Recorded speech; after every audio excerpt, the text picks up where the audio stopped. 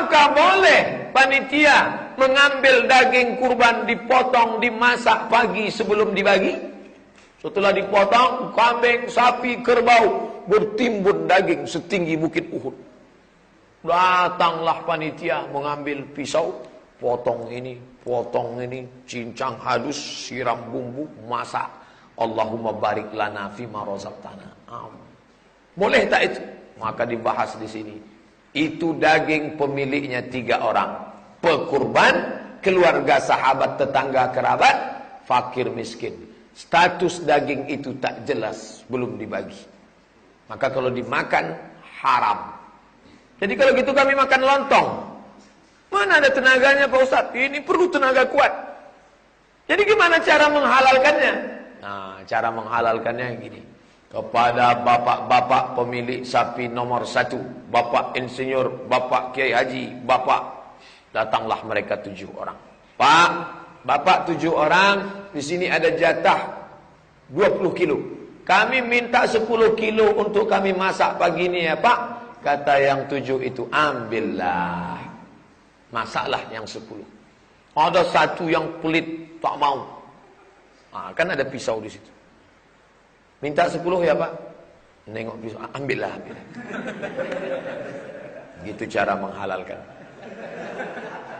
Karena kalau sampai kita makan daging haram tadi, ayyuma lahmin, setiap daging, nabata min aramin, daging di badan kita ini kalau tumbuh dari yang haram, fannaru aulabi, tempatnya api neraka jahanam. Na'udzubillah.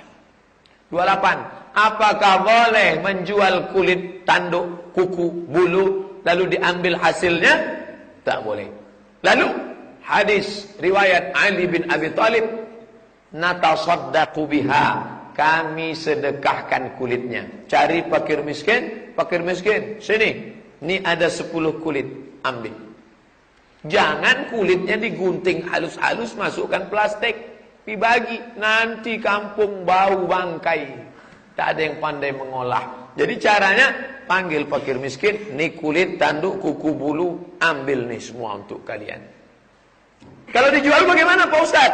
Nabi menjawab, man ba'a jilda udhiyatihi, siapa yang menjual kulit hewan kurbannya, fala udhiyatalah, maka tiada kurbanlah baginya.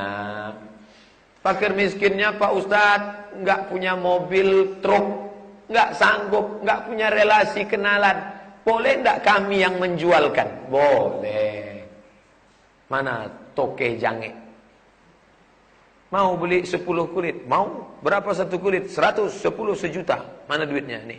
Duitnya langsung bagi ke fakir miskin. Fakir miskin, ya. Tadi kalian mau dikasih kulit enggak mau? Enggak. Kalau ini, mau. Aman. Jangan duit itu diambil beli tali, beli kresek, nasi bungkus, jisamsu. Bagikan semua. Jangan lagi ada unsur manfaat di dalamnya. Begitu menurut para ulama. Boleh kan memberikan daging, kepala untuk sebagai upah? Hadiah boleh, upah haram.